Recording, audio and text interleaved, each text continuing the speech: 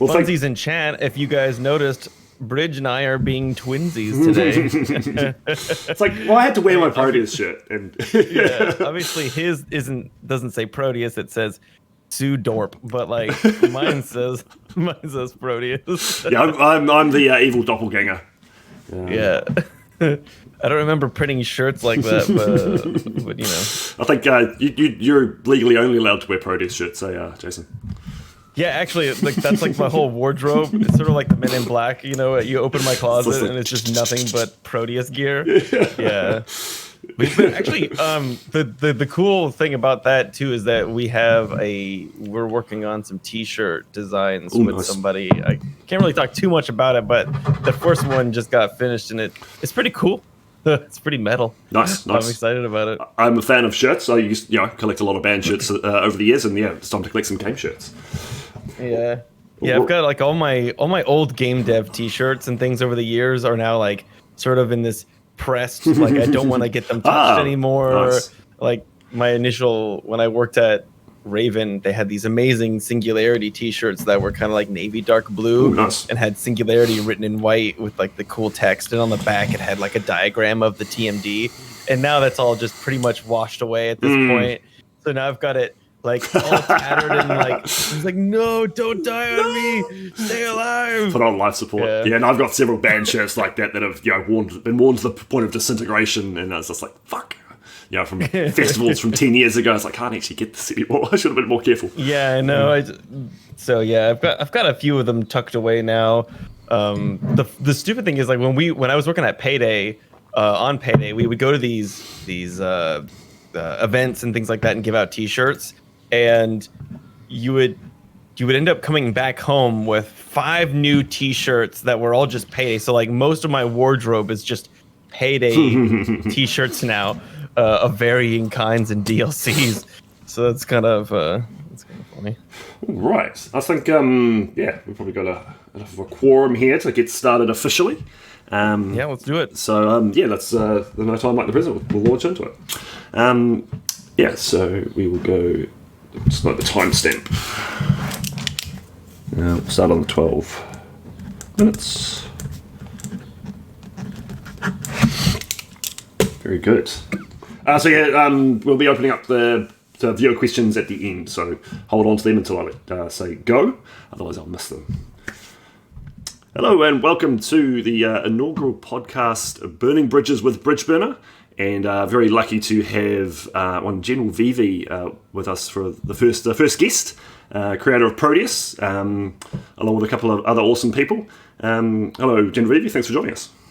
Hey, there's like a mouse on the screen that I'm trying to... I'll get rid of that. Professional. I am a professional. Off to a great start. Yeah. Hey, Rich, how's it going? It's going good. It's good to be here. I think we'll start with a couple of the softball questions, the kind of stuff you've probably been asked a million times, and talk about Prodeus a little bit, because it is a very cool game, and one of the front wave of the big wave of retro FPS, whatever you want to call them, boomer shooters, that are kind of taking the market by storm at the moment. So, where actually did the idea for Prodeus come from? What was its genesis? Well, I think Mike has always wanted to kind of like, just like from our backgrounds as modders and stuff like that, and always into first-person shooters, and I think, everybody wants to make their own first-person shooter someday. So, like, we basically got on this kick, and Mike had done this wonderful prototype that was just before I kind of joined him, and it was essentially the very beginnings of Prodeus. And it wasn't quite Prodeus just yet, but like the evolution of it, I think he just wanted to just have like a really awesome throwback, and what better way than to sort of like pay homage to a bunch of the old schools of the day. But like and then when I come into it, it's sort of like we're sort of taking like a new take on the idea with like a little bit more modern flair. It doesn't look distinctly old school, like there's something about it that still registers as like new-ish, but then yeah, I'd agree. Like it's got some of that those old school touches definitely, and you can feel the references in there. And I don't know if this was deliberate, but like particularly the enemies, they feel quite adjacent to Doom. More than say a Duke Nukem or a Quake or anything like that. But the design structure of the maps, like the way that they're shaped, definitely feels more new school than say something like Dusk, which is very similar to Quake in its visual design. Yeah, for sure. And I think we definitely did that on purpose. It wasn't like the level design and the way that we. When I was tackling the levels and stuff like that, definitely wanted to come in at a more modern style, because there was things that I liked about the old school level design, and there was things that I didn't like about it. One of the things that I didn't particularly like would be like, I don't remember which E2M this is, but it's like the very the world of crates, essentially. I hate that map. I hate that map. Okay. So like, E2M2, yeah. Like the extreme. That's like the extreme where that's bad design, in my opinion. We agree on that one. There's chunks of it that are good. There's chunks of it that are good, like the way that the level flows, but like the moment to moment, like moving around in a maze isn't necessarily fun for the player, and they can get lost very easily, especially with everything looking the same. Yeah. So it's a little, there's a little bit of that where I was like, okay, well, let's not try and emulate any of that. Let's get rid of all the stuff that's like super annoying or frustrating for players, and that like frustrating in a bad way and not a good way, because there's sometimes things are frustrating but in a good way and you're enjoying that challenge, so and like keep that. You look frustrating, something that takes a bit of thinking to get around, like whether it's a combat puzzle or like a progression puzzle, that can be done well and can be very satisfying when you solve it. But a bland maze of the same textures is not one of those things in my mind. Crate mazes are definitely a meme of the Doom community, and they still get made, and I still don't like them. Well, they're like, that's like probably one of the first things that I do remember that. So back in my Counter-Strike days, there was like some famous maps called it was like Aim Deagle or Deagle something. It was basically a crate maze. Was it a Counter-Strike map? Do you remember what it was called? It sounds familiar, yeah. Well, essentially, everybody has a deagle, and you just get put into this maze of like varying proportions, but it's all crates, and then each person sort of has like a base where they can start and they can try and snipe each other from, and then there's one skinny bridge that goes over the whole top, and that's sort of like the like, let's not try and like emulate anything from this. Yeah. Let's take a step away from that idea. Yeah. I mean, and I think for me, where I come from too, and I was thinking about this yesterday actually while I was reworking some of the campaign maps. We're having like our upgrades that are finally going to go into the next few updates, and I'm just making sure that they all kind of work and are peaceful with the current levels.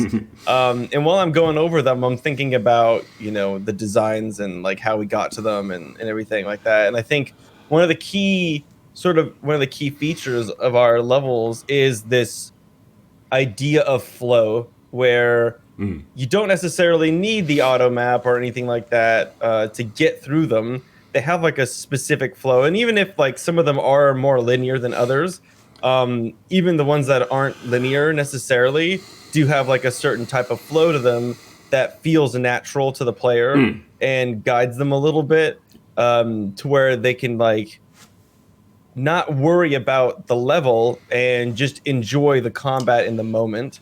And that's sort of like what, when I think about our levels, I think that's kind of where we are in with the current set. The next set of levels that we're going to be building are going to be a little different. They're going to be more open-ended, which I'm kind of excited about. There's an interesting evolution to like the design of the levels that's going to be happening.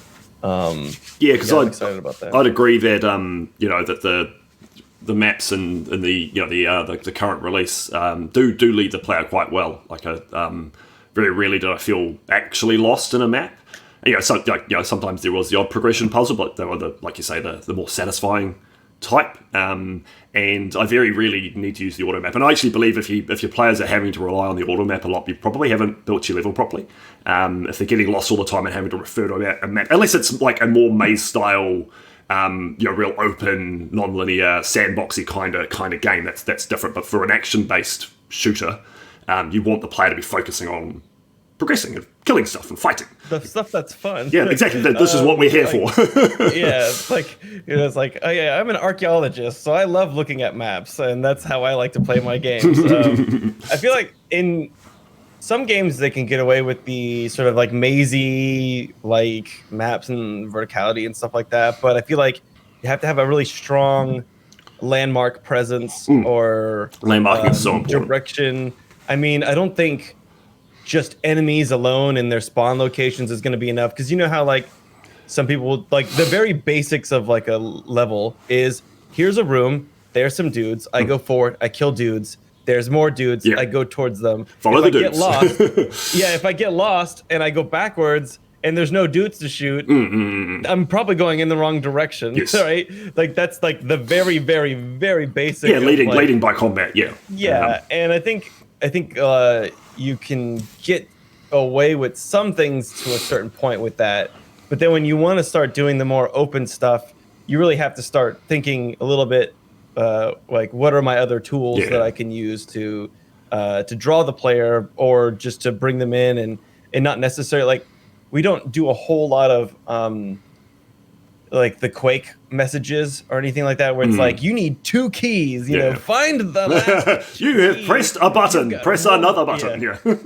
I wonder if like that came about. I haven't really looked it up or anything, but I wonder if that came about because people were just having a hard time getting through their levels, and they needed something, because you know it's so early on in the first person shooter genre that like we need to lay this out, make it real obvious. Like what the fuck is this? Like so it's almost like there's a tutorial for the rest of the generation. It's like the sandy arrow in Doom 2?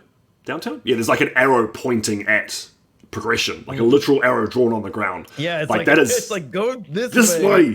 Because like I imagine in testing people got lost because that is a fairly non-linear map layout. Yeah. And no, it's like back to what you're saying about like you need to play with combat, and you know and as a tool, I think like the best maps, they use a multitude of ways to show the player where to go, and you don't drag them through it and go here is the obvious and railroad them through. Although you know some maps do that, and that's fine. But like combination of landmarking, so they know they can place themselves in the space, leading by light, you know, places of interest, lifts, stairs. People are always drawn to stairs, and then using new enemies in an area that you've already been to. Like, that's probably where I need to go now, and that allows you to loop the player through areas, because that's something that I've definitely learned to do over the last little while is you know reusing areas, not in a backtrack way, but in a fun, engaging way. Oh, I'm back here again. Oh, I know where I am. Cool. I went that way. Now, and that way the player will orientate themselves in that world that you've created. And then when they go grab that key over there, they know, the door for that was over there. I know how to get back there because I can landmark by these 3, you know, big important things. It's what's interesting about that though. There's so many little layers involved in that process of like open layout, door, and key. It's sort of extremely important when the player finds those and how they find them, and you know at what degree, right? Like on a basic level of just level design and like how we would talk about it, right? It's like you would come by the door. Hopefully, it would be like the only thing taking up your brain space, because like if you throw the door in a room with like 3 other enemies, and the last enemy just somehow leads you out of that room, you know, you're without realizing it, the player has come and gone, forgotten that room, doesn't even realize they need a door, and then they've gone and picked up a key, and then they're like, wait a minute, I needed this key, or like, what did I need this for? And then they have to, and then they're like dead end, and then they go back and they're like, oh, there's a yellow door here. It's like, that can work, but it's just less interesting, and you definitely want the player to like make a mental map of your space, and that mental map so get all that. I think what you're touching on with like the different lighting, different texture schemes, or just like, you know, from area to area, you know, just changing little things like height variation, or like you said, lighting, texture usage, that kind of stuff. It's all really important, and it's weird because it feels like there should be an instruction manual that's just straight up like, you can make a new room. It should have different lighting. It should have different colors. It should stand out. Yeah. Yeah, but then like there should be like an asterisk at the bottom that says, well, if your game has like one of those stupid like arrows that shows you where to go, don't worry about it. Just throw. It's like everything can be the same color. It doesn't matter. Or it's you want different textures and different shapes and things to make it stand out, but not too different because then your level feels disjointed and slapped together. Like I think it is definitely one of those things that there are there's articles and stuff that you can point people to.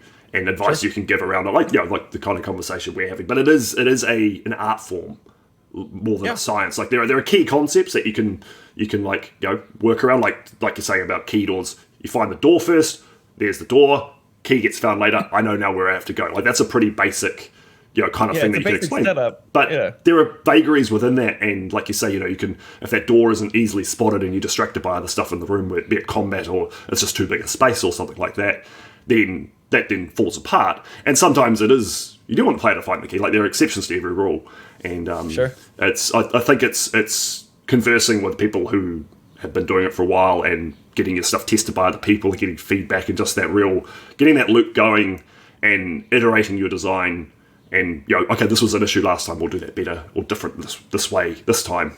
Yeah, for sure. Real quick before we jump off, I think one of the things that I tend to give him, like when I was doing a narrative design class before I left Sweden, and one of the things that I kind of imparted on the students that I kept trying to like hit home with them was give everything its own moment. Because and that differs depending on the game that you're working on or the game that you're trying to make. Moments could be generally sometimes they're dependent on the player speed. But what I mean by that is like if you have something that's important to the player, you should probably give it its own space or own moment that the player can really like kind of engage with it. Because like throwing, like we said, if you have like a door that you need the player to go through and it has like 5 enemies and like 3 pickups and there's all this stuff going on, there's sort of player RAM, as we used to talk about it at Irrational, is like the player's RAM is completely filled with stuff. I like that term.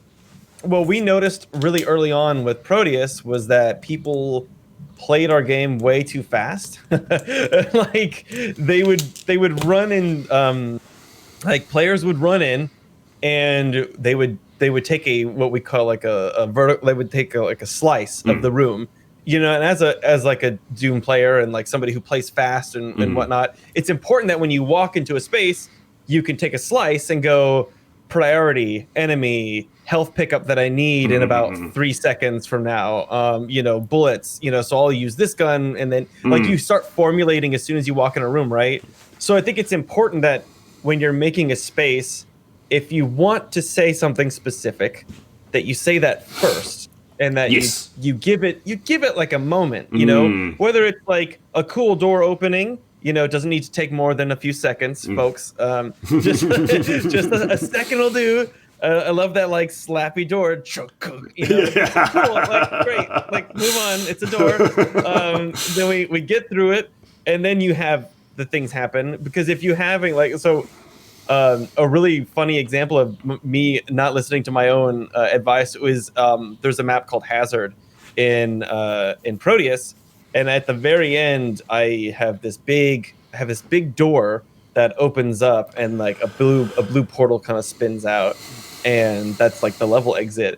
But up until that point, you're fighting a ton of units coming down from this top of this mountain, and when you hit the bottom, more kind of spawn around you.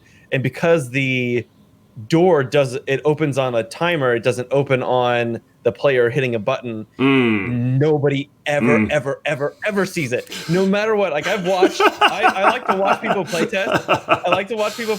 And it's like the coolest fucking. I made this cool thing. Yeah, what? No, it's the funniest thing ever, because it's just the coolest fucking door that you've ever seen, and it's like chunk,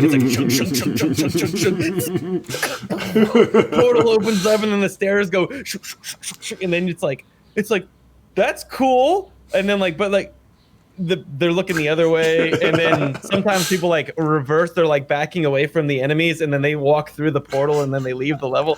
So there's like all these like really funny things, and that because that went in so late, I didn't really have a chance to balance that or like implement a proper button usage or anything like that. So I think in the next iteration I'm going to fix that. But also, what's kind of funny about nobody really noticing that door is that like I'm going to be able to use that door again. You know, just no one saw that. We'll just take this. Yeah, no one saw that. But I guarantee you, if I left it the way it is and I put that door somewhere else, like 3 levels later, people would be like, "Whoa, that's a cool door! Like I never saw that before." You know? Yeah.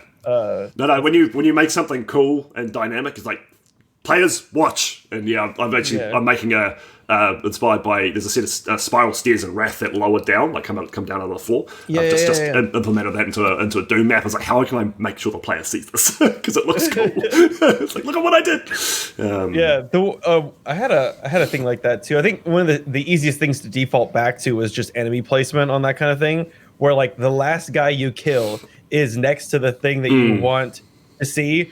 And I had an issue, a small issue, not a big one, but in Genesis Part 2, which is another Prodeus level, I had a door. This is the only door I've ever done this with where it was on the floor. It was a big door on the floor, and you hit this button, and what I ended up doing was, this is something that I learned when I was on BioShock. It's like, so you press the button, and then instead of waiting for the door to open and then, or like having the combat and then the door opening, and you might not even be near it or whatever.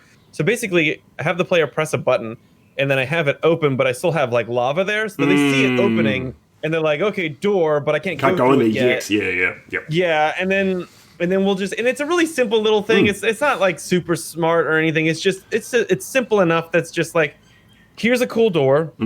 It takes about a second to open. You're focused on it instantly, and then all the combat happens. But then the last unit that you fight is literally there at the door again. So as soon as you kill him, you notice that the lava has gone down, and like that's good enough for, I would say, 95% of players come back after this big arena fight, or they're running around everywhere, and then they can see it, and then they just go down. And I think before that, though, before I added that last guy, and before I did the door opening when the button gets pressed first, people were getting lost in there, you know. And I think it's about giving those moments their own space and allowing the player to absorb that piece of information before moving on. Yeah, because it does a couple of things. One, it shows off your cool door, but like the initial presentation means that, like you're saying about having a moment, and it should, instead, like I said, most players will register that opening. Okay, it's open. It's obviously a progression point, but it's blocked off now by an environmental hazard. Can't go through. Oh shit! Enemies, do the fight, and then even if they don't see the lava going, most players will go back and check after the fight's finished and go, oh, no, I can go down there, even if they don't actually see that lava disappearing. And I like that idea of player RAM and giving things a moment. And when you walk into a room and there's a key that you want the player to see, you make sure that key is key. Even if you can't get it straight away, but like, look at my fucking shit over here. Check out this cool thing. Check out the key. My lead coder and asset creator, Mr. Cat, he's always goes on about dongles for the keys. Like, put it on a dongle. It's like, yes, put it on a plinth or a stand, or raised up on a ledge or something, so the player can go, oh, there it is, right there. It registers, and if they can't get it right away, player will always have it in the back of their mind, and they go back through the area like, check, no, I can't get that yet. Okay, go do some more stuff. Oh, no, I can't get it. I think that also just kind of comes back, especially like in your style too, which is you're always creating these like really big, beautiful rooms. Like, and the cool thing about them is that they're always just like they're very cylindrical, and they point towards the center. So you always have like a really great out in your art style, which is just go to the center of this round room. Pretty easy, like focus in. That's like the best thing in the world. I gotta start using that more often. Because the way I build, and this will lead into the next question. The way I build is like I kind of like plant a seed in the middle of an area and build out from it. And I want this focal point. And not it doesn't always end up a circle, but I always generally start with a concept or an idea, and I build out from it, because then I know that I've got enough space for like ideas that build off it. Whereas if I start from the outside in, I can end up limited in what I have remaining, and I might have to change an idea. So I like the kind of organic drawing out from a central concept, or point or design idea that I might have, even if it's something simple like I want to make a cool pillar, and then I can put more pillar. Like, this is a cool pillar. Okay, I want to put 8 of them in a ring now, and that's suddenly we've got an arena. So yeah, next, and this is I think like quite a common question that I get, moving around level design communities and stuff. And there's no real right answer. It's what works best for everyone. But a build process for going about making a map, like I said, everyone's got their own way, but what's yours? And take us through your workflow. Well, what's interesting with kind of like what you were just mentioning about the thing about walls, is that that's something that I learned really, really early on in my career too, was that you don't necessarily want to start with walls because what you end up doing is boxing yourself in. And then you might not be able to get yourself out. There's so many things psychologically that when you're making a map that you don't realize it. That's a nice mug. It's pretty metal. I like that. Like, is that like a special made Bridgeburner mug? Kind of. I mean, it's actually a present from Arlene, but it's about as Bridgeburner as a mug as you can get. That's fucking dope as shit. I was literally talking about that the other day. For the Wolfenstein 2009 game that we wrapped up or whatever, they gave us Wolfensteins that had like the emblem of the W like across the front, like in metal, and awesome. And we all drank. We went to a local pub and celebrated the game going out, and just drank from our Wolfensteins. It was awesome. Wonderful. That's great. That said, though, so back to the question, which was like, when we were describing, making levels and stuff like that, I do think that there's so many little psychological things that players or like mappers don't necessarily realize at this time, like when they're in the junior state, which is you could accidentally do something and then just never realize it. And then that's like a failure point that you're going to assume that you have to keep with you. And what I mean by that is like, so like, let's suggest that you were making a room and then you thought, oh, you know what? It should be about this cool thing that I see right here.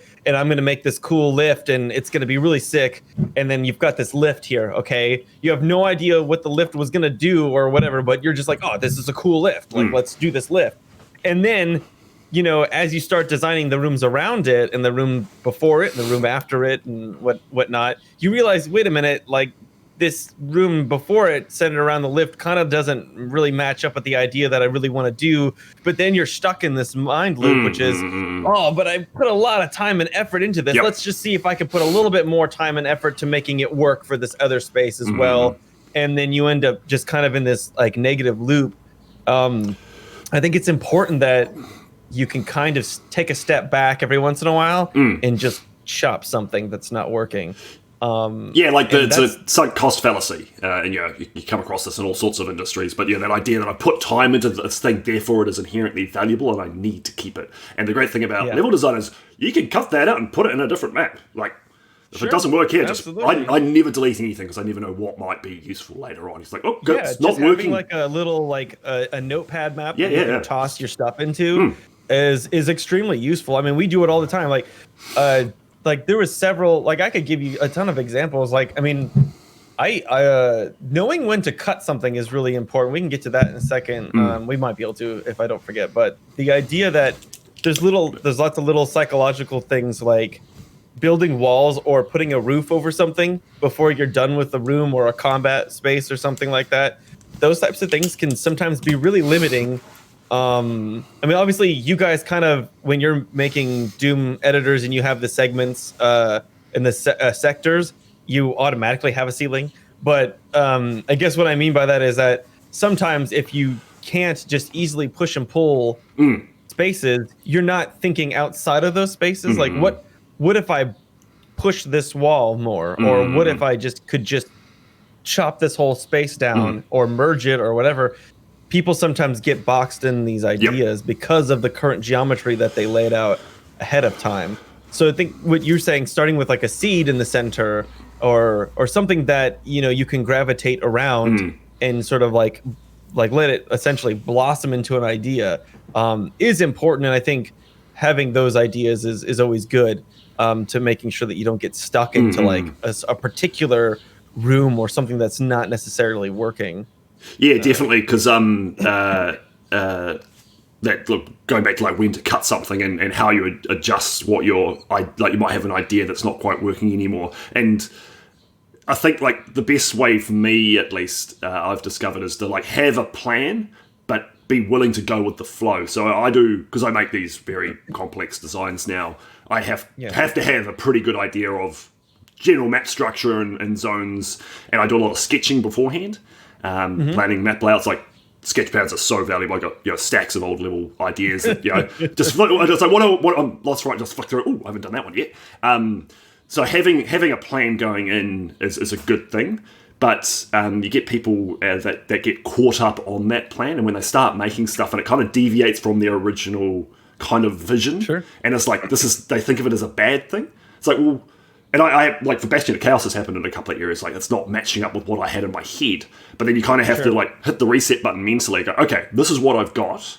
What can we work with? What can we turn this into? Yeah, and it's like just because it's not what you had originally wanted it to be doesn't make it an inherently bad idea. And like you say, there might be other bits that you've already made. It's like this isn't quite working anymore because the level's gone in this direction. Can we rework it, or do we just have to cut it and build something new? And it's really important to recognise where you are in each area, like where that fits in your mental picture. And I think the ability to be flexible with your dream, shall we call it, is a really valuable tool. Absolutely. I mean, that's actually one of the bigger ones too. In my opinion, like that's more important like than just accidentally creating some walls and then being stuck in it. But because I think when a lot of people I think it's important to have that sort of what I've been calling recently. Just like that Bob Ross mentality, which is maybe little accidents. It's straight up like, here's a giant brown streak across the canvas. Oh shit, it's ruined. Oh fuck. Oh shit. And then you're like, wait a minute now. It's gonna be a brunch, let me just add a little wave here, and oh shit, that's a fucking mountain with a stream. Just kidding. But like essentially, you take these, you sort of take these moments, and you can recognize. This could be something better. Yeah. But you're also keeping in mind the overall picture. You were trying to create this. Does this new idea work with it? How can you bounce off that? And obviously, we don't have any concrete examples that we're talking about here, but the idea of that is important. And like, so to go back to the original question, which is like, how do I structure my stuff? I used to do a lot of sort of like 2D layout top designs. To try and figure out the flow and stuff like that. But now I essentially just take a flow chart. I usually just I flow chart it out. Right. In a way that's like, okay, well, if I want 3 branching paths, and then I'll have this connect over here, and then so kind of like a storyboard, like arrows leading between moments, kind of thing.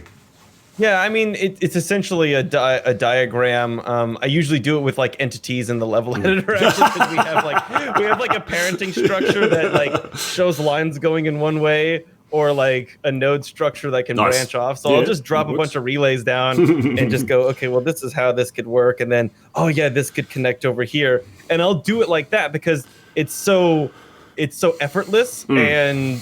It's the core idea. Like once you have like the diagram in front of you, you're like, yeah, okay, cool. Yeah, that could work easily. And then I just start to translate it into more rough spaces.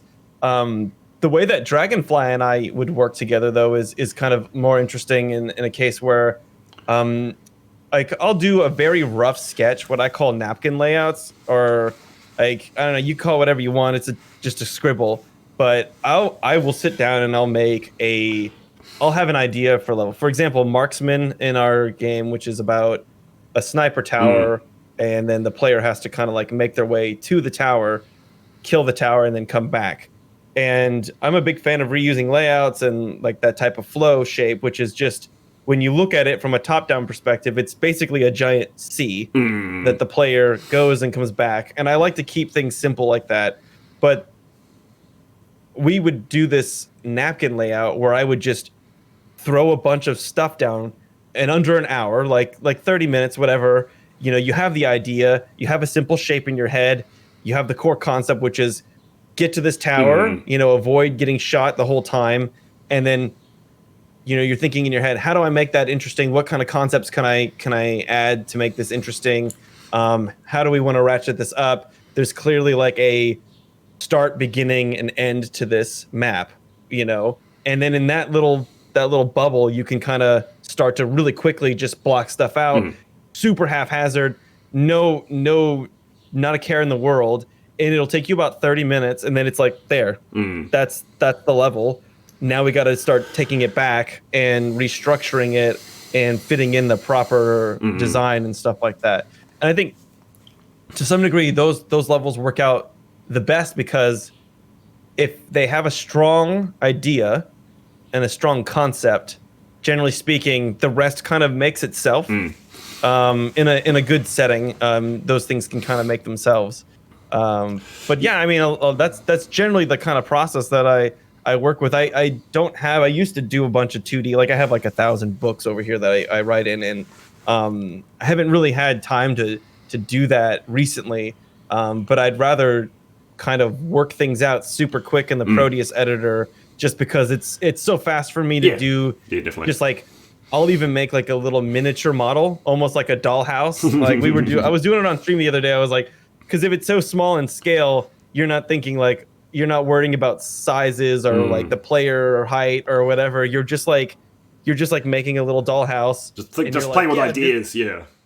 Like in terms of like it's like in terms of like a playable space, it's so far removed, it's completely abstract. It's like now I just think about flow and idea, and the idea. And I like what you said about like a map having the best maps have a core identity, and how you generate that, there's a raft of ways to do that, but like you walk into like this map is a memorable thing, and whether it's a big tower with snipers in it, like that is a memorable thing, or if it's like an overall kind of holistic feel or something, like it's a big series of caves and there's less kind of like overt visual monumental kind of things. But where do you get your ideas from? And do you just pull them from the ether, or do you have like inspiration folders, other games? Like, where do you get the kind of concepts that you come up with from? Or is this is going to be like the most BS answer. I'm just making up. That's fine. Yeah. Well, I have this hat here. I've got this like random cupboard and super shotgun. It's like so I think well, what's weird is before we started the game, I started playing some of the older games. Like Dark Forces was one of like my biggest inspirations, and like I played a few of those, but then I really tried to not play any of the new stuff. Like I didn't play Dusk, and I didn't play a Medieval, and I didn't play like I waited until just last month to play through all those, because I didn't want to be subconsciously influenced by any of them. I just kind of wanted to do our own thing. And but before that, you kind of generate these ideas and like based off of your favorite games and things like that. The sniper thing being sort of like I really liked the one in Half-Life 2, what one in our universe looked like. That's like probably the most simple example. But in a lot of cases, when you're making a game from scratch, you sort of think about what the player's experience is going to be like when they first start to like the first few levels, and then you're trying to essentially your plan is already set for you. You don't really have to do a lot of thinking in some ways. I don't want to like belittle that, but like when you're given the first level of your game, you want to introduce concepts, because you have to assume that, like at least for us and me personally, because we're not making a GZ Doom like port of some sort that all the Doom people are going to play. You have to assume that some people are going to play our game that have never played maybe a first-person shooter before or something like that. So that's sort of the way that we have to wrap things in a context. And because of that, you think about your beginning and like first two levels are essentially playgrounds that you have to fill in a specific way that need to follow essentially like, okay, how's my first zombie encounter? What does this look like? And what I think that the easiest sort of like pitch to that is you want the player to understand what the game is right out the gate, right? You want them to get hit with that atmosphere, the ship, you know, what the little story moment is, what's going on here. But then as soon as they can get their fists in their hands, you want them to like punch the crap out of something. It can be a bit of a challenge. I mean, I still think that's the hardest. I still think that's the hardest fight in the game. It is. It kind of is. And I knew that going into that, like, this is gonna be a pro fiend, and like people are gonna die here, and that's okay because we also introduced the checkpoint system right there. Like when you first spawn in, you actually spawn on a checkpoint. But the idea, like even before that, right? The most famous like sort of clip that gets always played from our game is the elevator opening from Excavation, where like it's like whomp whomp, and then and then like a guy spawns right in front, and that was always going to be what we envisioned as the start of the game to some degree. It's like, this is the fucking start. Yeah. You are in a little elevator. You have nowhere to go. You have to run forward. You have to fight this thing that just spawned in front of you. Like, it's go time. You just got off on the floor to death. Like, let's go.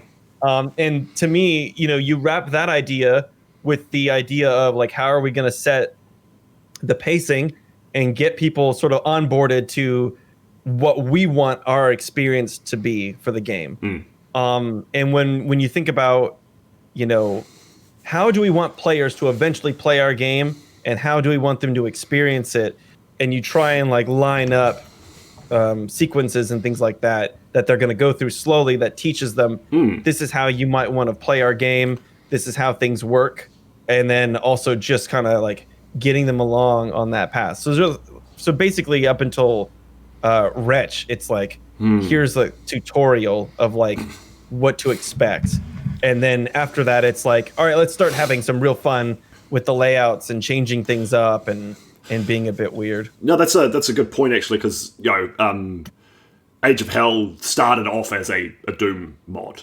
essentially. You know, some new concept, but like this, you know, going back years when the thing was just simmering in my head, and I was dabbling in map making, and it's now is a standalone game. And while it is recognisably Doom derived, there will be things that people aren't familiar with in the mechanics. Like there's alt fires on weapons, and there's a charge function for things, and yeah, we're going to have to go through that process, like how we're going to teach people these new elements and introduce the monsters which behave very differently to what people will expect in some cases, and there's bosses and all that kind of stuff. And that, you know, you make a good point, like that kind of defines certainly the first map or two, and you know, you've got logistical exercises to go through. And you know, and you want to present, like when there's a new enemy, there's like, oh, I want to present this in a cool way. I think someone like Doom 3 did it really, really well. Like when the imps they come like break through a wall, and it's like, oh, fucking hell, that's so cool. And you know, those kind of like presentation elements do dictate what you're going to build to a degree. So I think that's yeah, absolutely. Good. I mean, even when you're thinking about the fiends and Prodeus, right? When I think, okay, well, I'm going to introduce this guy. What are his main features? Well, he can run up to you and melee attack you like really quick. He's got some nice swipes. We've got the zombies that are slow and shambly, but like it'd be really cool to just, as soon as the player gets the shotgun, just throw a bunch of really cool gushy, like I mean, zombies are basically just jelly bags, right? In our universe. Like I remember a lot of people didn't understand why zombies existed in Prodeus, and I was thinking, well, you don't understand. Our game is about jelly. It's about throwing jelly everywhere. We have an infinite blood system. That's why they exist. They exist to fill a space, but also like they fill in combat. They also kind of fill this interstitial space between the different enemies that are faster. Yeah. That like force you to sort of kite between and around. Yeah, almost like a static hazard. You know, and then there's very much a trope in other games. You know, the possessed in Doom 16, Age of Hell has these hollows. By themselves, they are not a threat, but if they're in a fight, you go, well, I got to avoid that guy and not stand next to him because I'll take some unnecessary damage. And and like absolutely. You say, there's a value to like these things are just fun to blow up. Yeah, I think that's. I mean, basically, it's like when I remember talking to Mike, and I was like, well, I want to be able to put more zombies on screen, and we were discussing that like, if we can put too many, then people are going to be putting like thousands in, and that's going to slow That's gonna, yeah, people. As we sit here and sip our coffee, yes, some people, yes. Well, like, you know, and then on certain games, not Doom related, like, or made from, you know, back in the day, you know, the navigation and stuff like that is more expensive. So the more units you have, there's like more chance to slow down frame rate and like bog the system down. You won't get like a really, really clean experience. I remember, just as a quick aside, on BioShock Infinite, you could only have, I think, a maximum of 8 AIs active at any time. Like 16 at any time. Was like that. Like, you could have like 16 or something max. Yeah. Just it doesn't feel like that. No, because they have to do a really, like, essentially when you're learning combat for a game that can only allow that many units, you learn, okay, this guy died. Spawn. Send in the new guy. Yep. Keep that flow. This is how we're doing this, and you get into like a dance. Whereas in our game, it's, you know, and in your game, it's a lot different. Like, you don't necessarily have to worry about that, but you do want to keep that in mind, that it can kind of add to performance costs. Well, it's funny. Yeah, go ahead. So I was going to say, it's funny you say that, because Age of Hell's monsters, they have more sprite rotations, they're more. No, sorry, they got more animation frames, they got more calls, more complex movements, and they do tax the system far more than the normal Doom monsters. And I've been able to work. I've been able to work with it because I was like, I can play with this. But Insane Gazebo, who made Sunder, he was like, I wanted to make a fight with 1,000 of Astral, these like really fast, aggressive flyers, and it just brought, there was like 2 FPS. Like, you're gonna have to work within the limitations, mate. Like, yeah, so we're not to the same degree. Paying you so much, Bridge. You're like, so instead of having 1,000 enemies, we're gonna only be able to have about 900. So like, and like, I just see your audience in the background is just like. Fucking Bridge. I don't know if I can follow these guys anymore. But it's the same learning curve. Like having to, like, in Doom, the base Doom engine, you could pretty much put as many monsters as you want in a fight. It will take it. Like, you get it. You're talking like tens of thousands before you start actually crashing the system kind of level. But now, like, we've hit, well, some of us have found limits within, you know, the Age of Hell bestiary. Okay, cool. And we have to do these layered spawn waves, and Mr. Cat's come up with these really cool portals that trickle monsters in, and you can reactivate them, and like setting up those, like, there's some kind of thing, creating the impression of a huge horde while the player's only, you know, maybe facing a fifth of it at any given time. And the more it's pretty much, from what I've seen, it's the more complex the game, the more detailed the engine, the more you have to manage that, because there's just so much other stuff going on that's taxing your computer power that enemy AIs can only 10, 20. I mean, even Doom Eternal, I think you probably never fight more than maybe 25 things at once. Probably. I mean, there's definitely something to be said about managing the amount of units. I think for us, it's more about the amount of nav mesh that gets created, and just from a mapper standpoint, making sure that if you have a giant football field that doesn't exist in the play space, that you remove it from the nav mesh, so that frees up those draw calls a little bit more, or I mean the FPS. But so what's kind of interesting, like when we were talking about map ideas and like the portal spawning thing, so portals are going to be a lot more relevant in going forward in our game. We're going to be doing a lot of that type of thing. Like portals are cool. Yeah, portals are they're fucking cool. I mean, and the cool thing is, like, our portals function just like, I guess, the portals do to some degree. Like, you can fling yourself. So there's going to be some interesting map designs coming forward. But also the idea of, like you said, like your what was his name? The Mr. Cat. Like, so the idea of having like 1,000 flying enemies, like I've wanted to do, like I've got like a concept, like, you know, one of those concepts that you want to think about and kind of brew on for a bit. And one of them was sort of a Crash Bandicoot style boulder dash map where, but instead of it being a boulder, it was like an infinite spawning wave of crawlers in our game. And the crawlers are the little tiny dudes that explode. Yes. You don't want to get surrounded on them. So like I was thinking, like, okay, what kind of concept could we create that'd be very interesting if you like basically fell through a portal, like you were in a level that was pretty normal, and then all of a sudden you fell through a portal that took you to like a nest, and it was like, cool, fuck, like I'm in the center, and then all of a sudden all these little lights start showing up in this cave, and then like they come out, and it's run. Like, it sort of looks like the Antlion caves of like Half-Life Episode 2 or whatever. But hell, like just like, but on fire. This is gonna be crazy. Yeah, this is gonna be scary, and just like the concept of that, and then maybe being able to bring them back with you to do something else. So like if there was an impenetrable Prodeus force field or like force that you couldn't get past because they were just so well protected, that bringing these guys with you and then having like a moment where you jump through the portal and it's like they're distracted, and they're like That's looking at you like, what are you doing here? You're about to die now. And then it's like, you're like, bye. I gotta go. Bye. And then just like 1,000 of these little crawler dudes come in through the portal and they're like blowing up the gate. I mean, That's it's cool. Something like that sounds cool. It does. I mean, it's really difficult to pull off. But like those little concepts are always fun, and I think be excited. There's something like you get those ideas and you think, oh, this is a tricky one. But in my experience, like there's some that are outlandish. You're like, oh, that's not workable. When you get that idea and it's just on the cusp of buildable, and it's like doable, no, I'm going to have to take a tilt at this. And I think both there's a couple of things that happen. It's like, one, you learn a lot going, like pushing yourself into those areas as a designer. I think both from a level design concept and like coding and management and all that kind of stuff, and conveying ideas to the player, like the idea that you're meant to run from these things you don't stand and fight, and taking them to the portal to like do something else, like portraying that in a game takes some skill.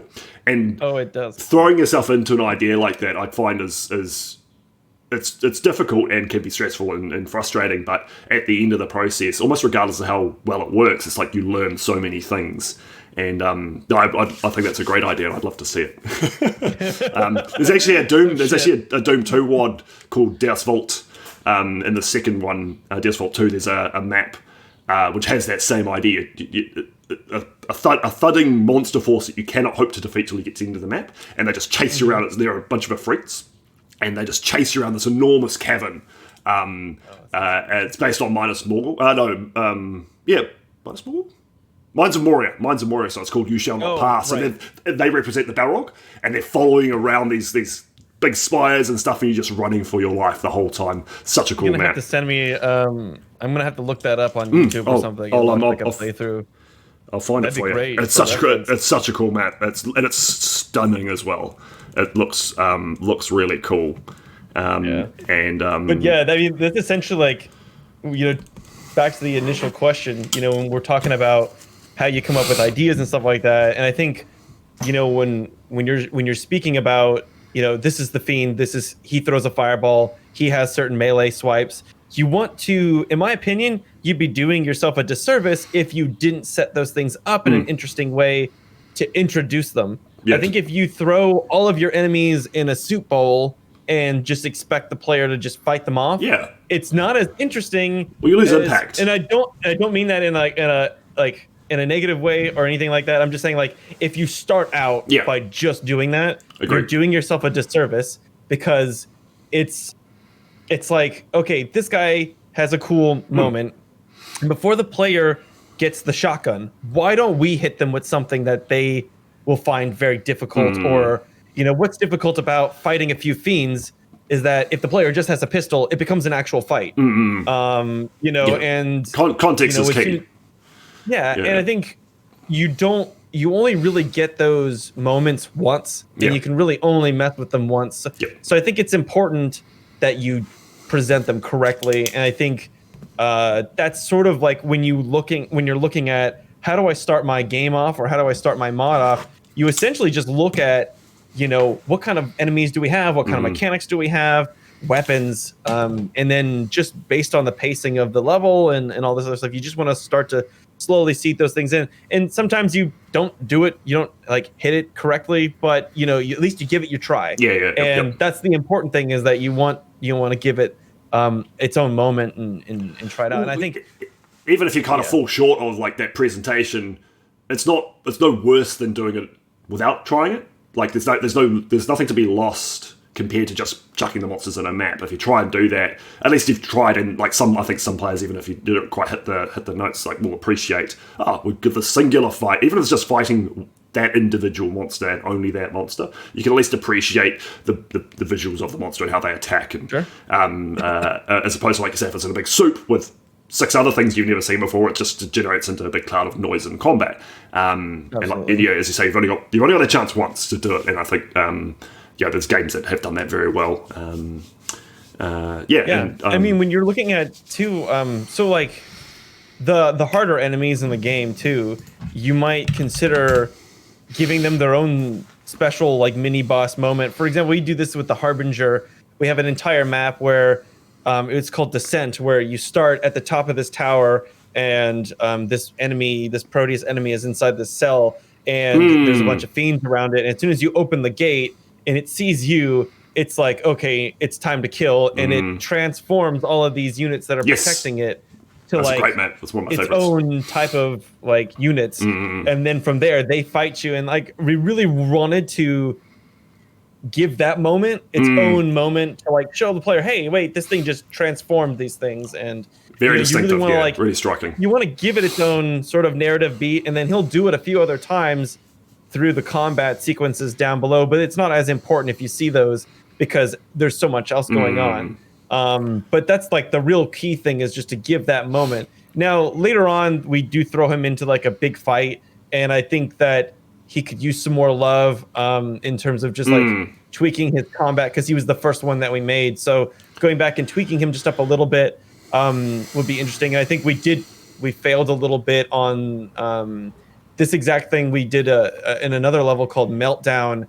At the very end, you have like a really crazy intense fight with like flickering lights, and it gets like progressively more red, and you're in this tiny space after you pick up a rune, and then you have to leave the map right away. And the one thing that we didn't do right in that level was we did introduce a new unit, but it's so crazy that you don't really get to see him, and he doesn't have any moment to shine. So what's going to be interesting about using that enemy going forward is that we're going to create a completely custom space that introduces him correctly. Like he's the unit that can cloak other units from the Prodeus. So like when the level starts, there's some like see-through units that are attacking you, and you're like, oh, they can go see-through, but in reality, like he's doing it, made them cloak.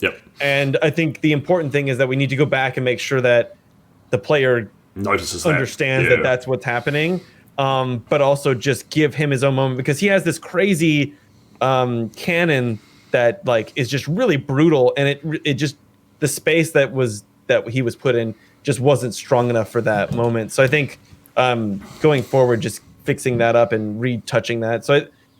But that said, what I wanted to get to was, once you've done that though, and they're a part of the normal combat, setting them up as this like, it's a bit of a harder unit. They're supposed to be a little bit more tankier, and giving them their own space where you can like give them a mini boss feel, and then them just being a part of normal combat later on is going to be like, oh shit, like there's more of them. Obviously you don't want to put like 15 of them in a room, because then the player just will die instantly. But no, and I think that's definitely something that we do for Age of Hell. It's like the first time you fight a particular monster, it's like presented as a boss. You're like, shit, here's this big enemy, gotta fight him. Cool, defeated him, I win. I feel great. And then like a couple maps later, like, okay, now I'm fighting 5 of them. Oh, it's like it's actually quite a cool way to show the difficulty increase, but also the player skill increase. And I like this used to be a big scary thing. Now I can take you guys out, with a hand tied behind my back. Oh, look, here's an even bigger boss. And I like that kind of story that tells, that you're getting deeper into the forces, and these things that used to be like generals are now just the general horde kind of thing. That's cool. It'd be kind of interesting because we have a lot of units in Prodeus, and we're still adding more and more. Like we haven't even introduced the like a rocket enemy, or the I think we have we have the rocket guy, and then we also have a grenade guy coming, and like there's an idea that I wanted to have like a drone thing as well, and like some other things, and there's some more Proteus units, and like there's a bunch of stuff that we're sort of toying with in the background. that we're hoping to introduce at some point. And I think it'll be a lot of fun because, in my opinion, every time we add a new enemy type, it just complements the other enemy types as well.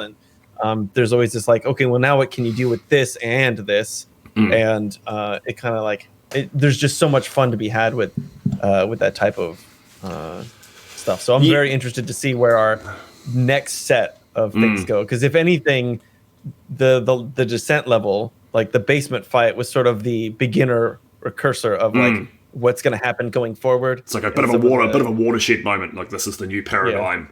It's cool. It's everybody dies there.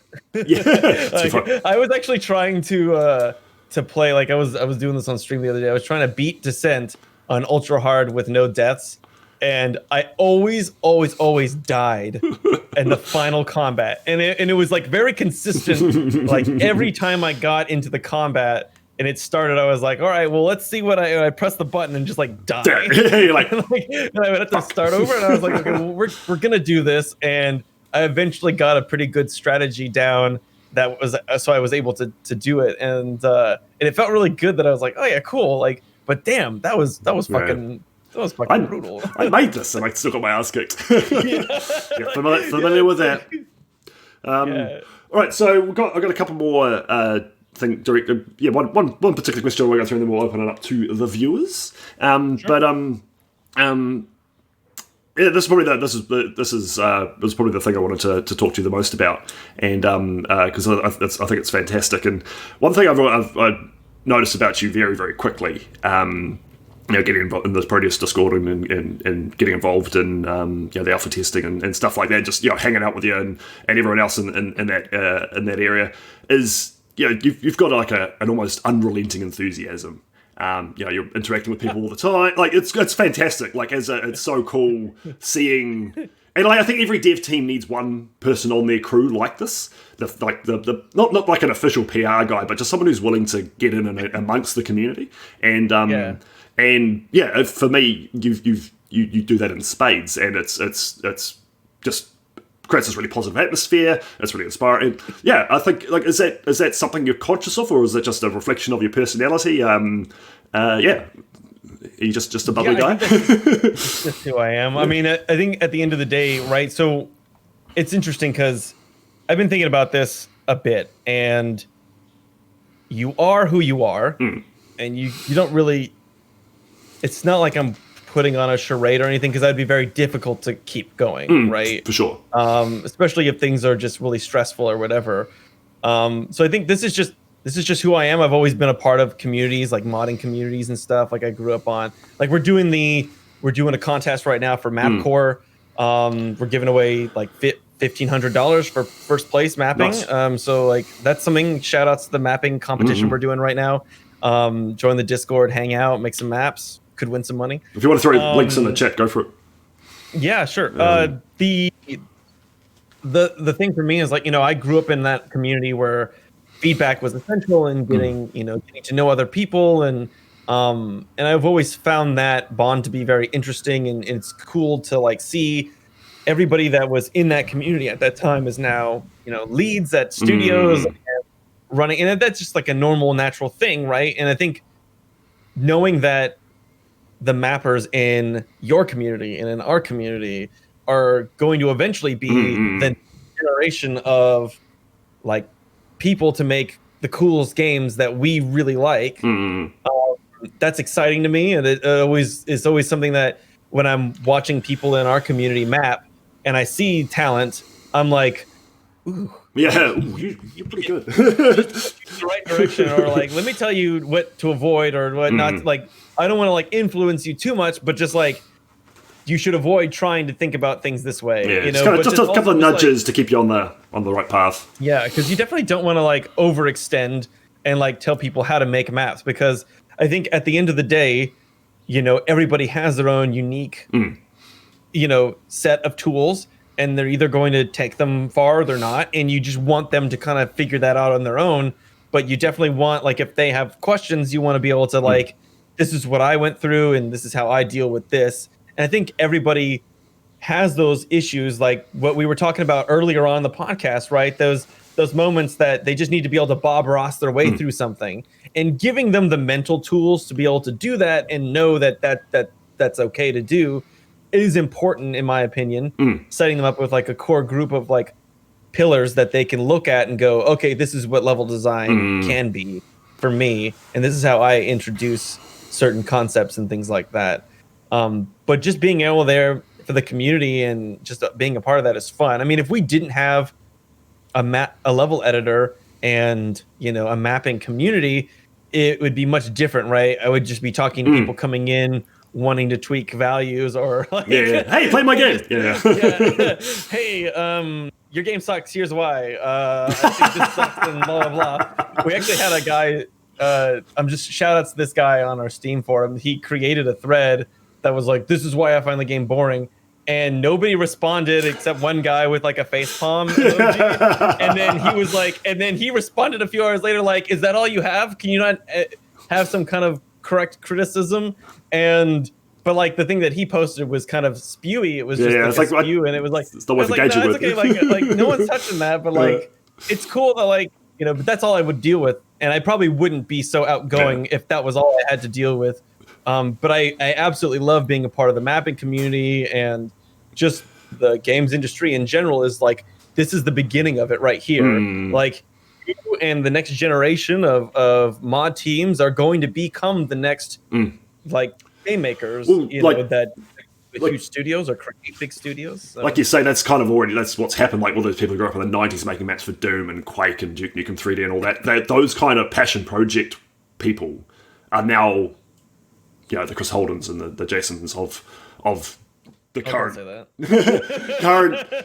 current crop of like new games coming out now, and you know, people who did it for fun and for love and because they could are now doing it into a career. And I think you're right. You'll see with these new games coming out, it's kind of reinvigorating that. Like, oh, like this is a career path that you can make with enough time and energy and like it's a hard road to do, but it is a road that you can go down. And you know, you touched on the Prodeus mapping.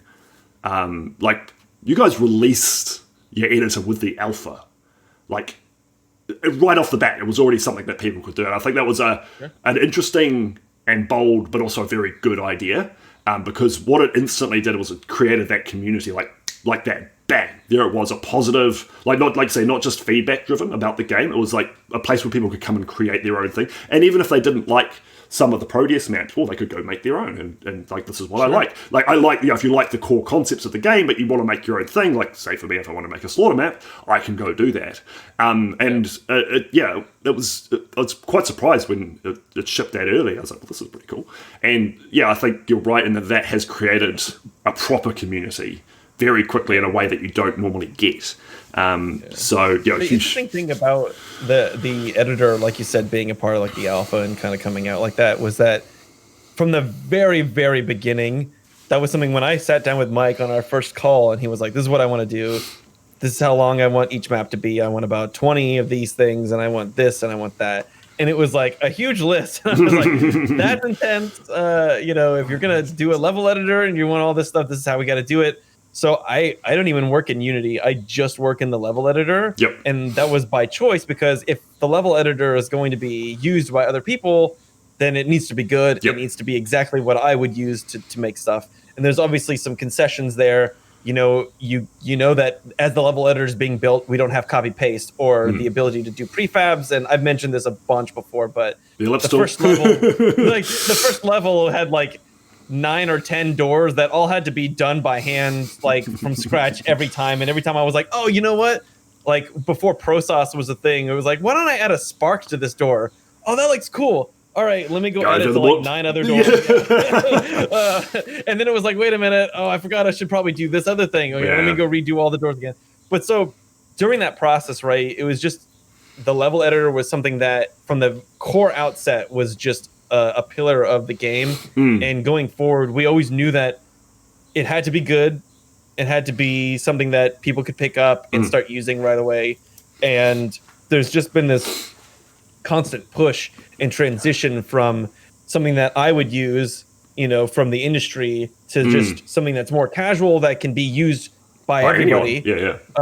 And I think there's just been so much in that transition process. Actually, one of our contract programmers, Queen Jazz, has just done an amazing job at like being able to go from the asset menu and just drag and drop something in the level. Like that had to be coded in, right? It wasn't just like a default thing. And once that went in, all these things just started falling into place. Like for everybody else, it's amazing. Like when you have like a tool upgrade within an editor, like it's Ultimate Doom Builder is the one that I use, and it is very actively developed. And like there's something that came out about a year ago, maybe not quite that. The ability to visually just make slopes, just grab an edge, slope it, and it just completely revolutionized Doom design like that. Yeah, I see you do that all the time too. It's like I was thinking, it's funny because like I subconsciously look at you making stuff, and I think like. In my head, I'm thinking, how long would that take me to make, in a 3D editor? And I think that probably wouldn't have taken me that long.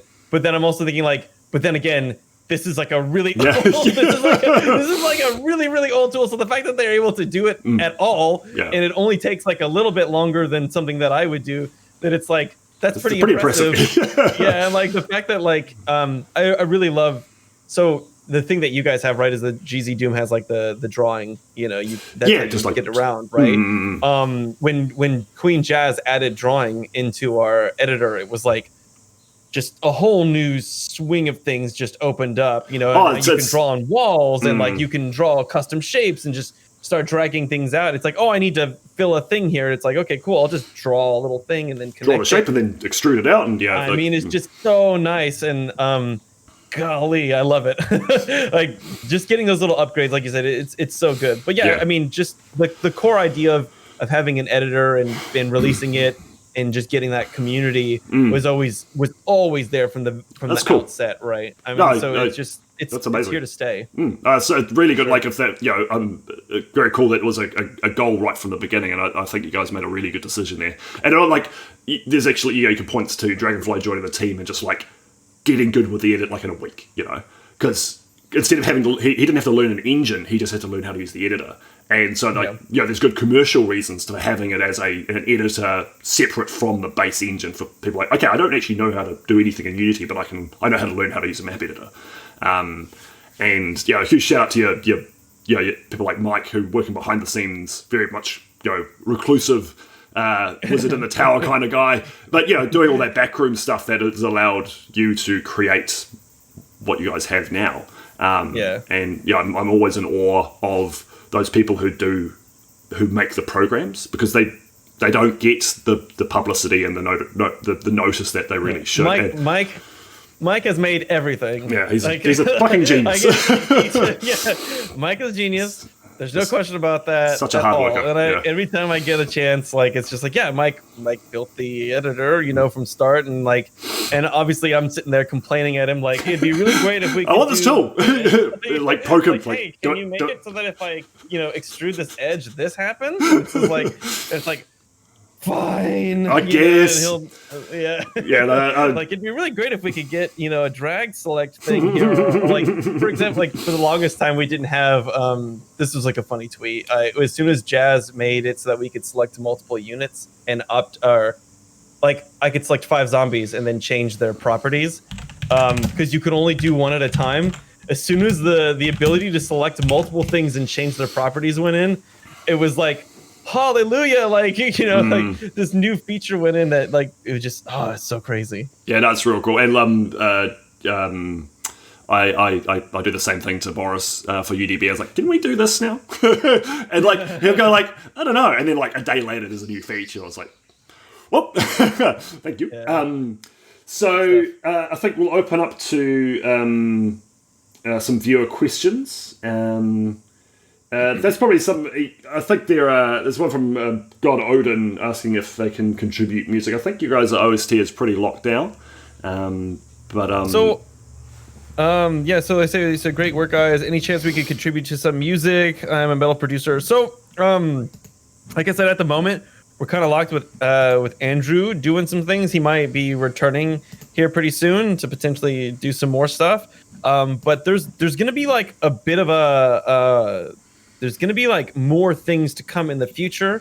Not really ready to talk about it just yet, but we're going to be looking at music as an outgoing thing potentially in the future. It depends on like what our schedule looks like. But me personally, just being able to get additional music in the future for community levels, and any potential future campaign content that we might generate. I think going forward, that's definitely always something that we're looking for, because we can't just steal Andrew and lock him to as much as you like to chain him up in your basement. So yeah, I mean, if you're ever interested in whatever, just shoot us a PM or a DM on our Discord, send it to our moderator, or email us some samples, because we're always looking for additional things that can help us out in the future. Well, I think kind of like the Doom community, because you've got all this custom content, people are going to want custom tracks for their creations. Sure. I mean, we got some Jimmy stuff coming out here pretty soon. Good old Jimmy. That's actually a part of one of our early half-year updates that we're going to be working towards here right now. I know Mike, I just chatted with him yesterday. He's working on finalizing all the weapons, art and stuff like that right now. So that's something that he's doing. But that as soon as that's done, I think we're changing focus to doing some new tracks and being able to get Jimmy's tracks in the game in a really interesting capacity. So like I'm interested to see like what we end up or what we're able to achieve with that. But yeah, Jimmy stuff's coming in and it's gonna be really sick. I'm pretty excited about that. So shout out to Jimmy in chat. I see you, Jimmy. Hearts, Jimmy. Jimmy's a legend. No, when I saw that he was getting involved, it's like, Jimmy needs more of that. Yeah, I mean, honestly, if I had it my way, I would steal Jimmy for a level or two. Jimmy's got some really awesome level cred, and I absolutely adore Square. I think it's so good. It's just so good. Yeah, we talked about this last time too, right? We were just completely just stroking Jimmy. Yeah, it was like, damn it, Jim, put it on Steam and fuck, split it evenly between all the people. It doesn't matter. Just get it out there. Yeah. Start generating some revenue so that you can make a bigger version next time. It's not even that. It's just get it out there more. Like, because the Doom community obviously knows about it, but I feel like it's definitely not as well known as it should be. And I had some misconceptions when I first heard about it. I thought it was kind of a kid's game, like chess or something like that. It's definitely not. It's an ultra professional game in its own right. And because I've just been playing it for the first time as well. And I had Jimmy and Mtrop and chat and stuff and talking about how they made it, and it's just been an absolute blast, and just amazing piece of work. So definitely go play. I think that's what's so interesting too, is that we're in our own like little bubble community, right, of like the communities and the modding scene and whatever. But I think that has potential to break out and to also like reach more people. Like people think that Prodeus is doing so well, and we're so like people know us, but like we are like the retro shooter genre and our scene is still relatively small at this point in time. So hopefully we can continue to push it and get it more mainstream, not to the point where AAA studios are copying us, but keep it with the indies, but like let's get some more love in there, And I think Jimmy's game going like full on like that would be a really great way to help that out. And I would even pressure you as well with your Age of Hell stuff to start considering that kind of thing as well. There are thoughts. Don't worry. I will say, Age of Hell will always be free to play, but there will be some revenue streams planned, because it's essentially going to be a big lever for me to get into a proper commercial venture. So, absolutely, I think there's something I've been toying with in the back of my head for a while now. Ever since we've added this, we added a. Somebody joined in. Hello. We added a custom skin for the Kickstarter community because that was one of our backer rewards. And I've been thinking about how we might get around, like, eventually supporting other indies or other devs that are also doing really cool FPS games. But just like, wouldn't it be interesting if, we we like got a skin for like one of the Age of Hell weapons, you know, and then we put in Prodeus. That'd be great. And like yeah. there would be like, I feel like there would be like more awareness, and it would be like a really great way of propping up cool things that like that one game called Supplies. I think it's Supplies. Supplies, yeah. So yeah, another I'm like a cheesy huge thing. fan of that right now. And I was talking to Dragonfly. I was like, Dragonfly. I was like, who do you know? You know, funny enough, Jimmy. Like, Jimmy. I was like, how's it going? Yeah. Are they gonna complete in time? And like, I'm always like, I get super excited about a project that I'm like, okay, well, how long have they been working on it? Well, 5 years, and it's just like, oh no, they need to come out. They need to like finish. No, Supplies looks amazing. I think about these things and I think like, oh well, how great would it be if we could support, you know, other projects like this? And I like that idea, like getting skins from other games and like little homages like that. That's a really cool idea, actually. I mean, it's definitely like we had this backlog of like, wouldn't it be cool and what ifs and things like that. And I might be saying this out loud here, but I do think that like it would be really fun to do that. But it really doesn't come down to me at the end of the day. I mean, it's just I have all these ideas that I think, oh yeah, this would be really sick. And I would love to do it. So hopefully, like maybe in like a year or two, like, you know, when things are like once we're done with 1.0 and the game is sort of like this cohesive blob that like is starting to like harden. I would love to like branch out and try different things like that. Yeah, it's a great idea. So I got a question from the spookiest berry. So far, jumping puzzles have been pretty rare and fairly easy when they do show up. With the upcoming mobility upgrades, are we going to be seeing more difficult jumping puzzles in the future? This is something that I was toying with in my head pretty early on when we started discussing these things, and I think the answer that I ended up with was no.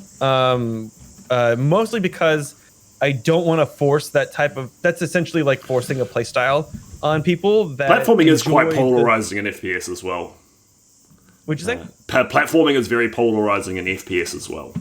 Yeah, look, the whole Doom Eternal thing, like, I know people get really upset that, like, they had some platforming, but it's pretty gentle. Like, from a developer standpoint, like, from, like, my perspective in AAA and stuff like that, like, those sections were perfect for changing the players, like, just, when we were talking about player RAM, those are moments that reset the player's RAM, give them a moment to think about other things.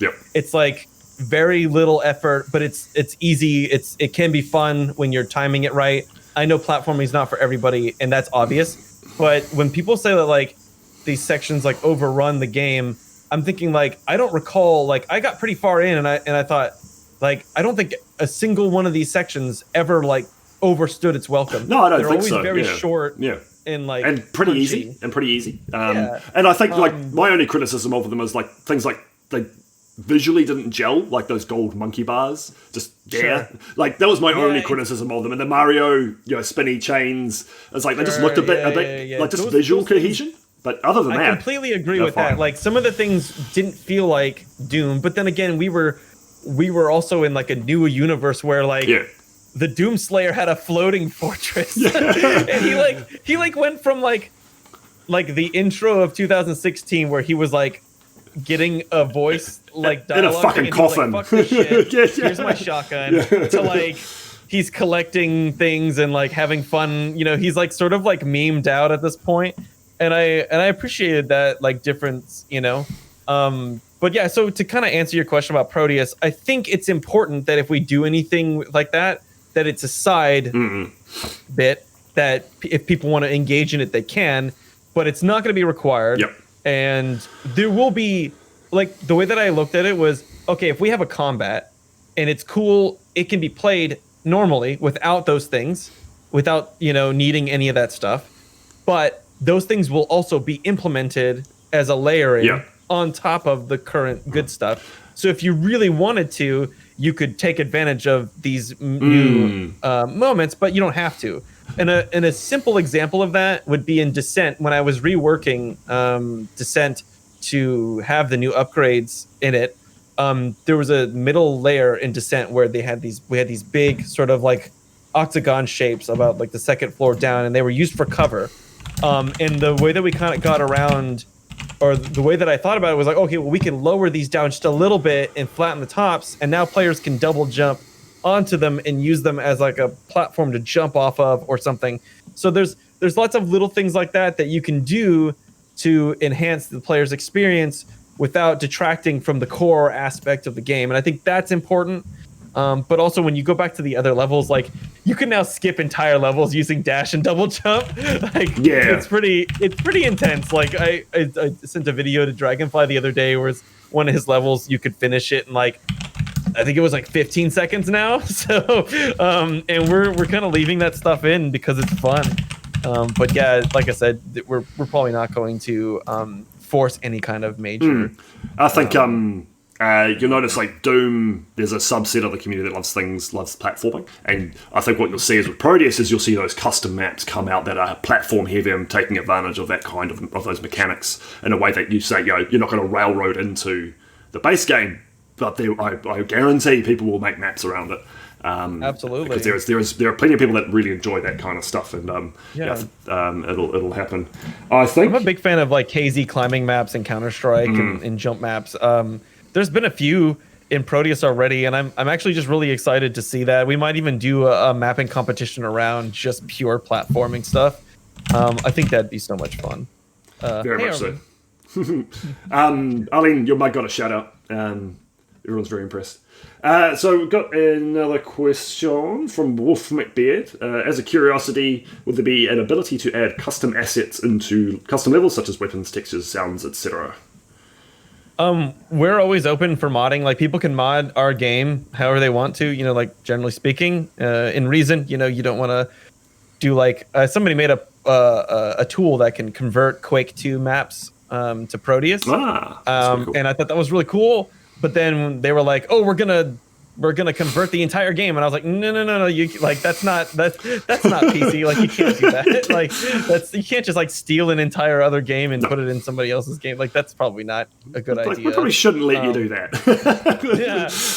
But it's like points for effort. And just having the ability to convert your own custom Quake 2 maps, like that's cool. Yeah. And I think that'd be fun for people. But like, yeah, I mean, we're definitely cool with that. But right now, we don't have like in the base game, we don't really have a way of people like uploading their 1 million poly like super dragon and putting it in, a level, because when you go to download stuff from our workshop, our text files like for levels are extremely small. They're like 2 megabytes, 3 megabytes, and they're built that way so that when you press play, it downloads it and you just start playing it right away. And if you have to get like custom assets and things like that, that's going to be a lot more work, and it's going to take a lot longer to get to that like fun. And I remember even back in the day when you'd want to join like a custom server, and then they'd have like 1,000 sound effects, and then you're just like, I don't want any of this stuff. You just want to like play the map. So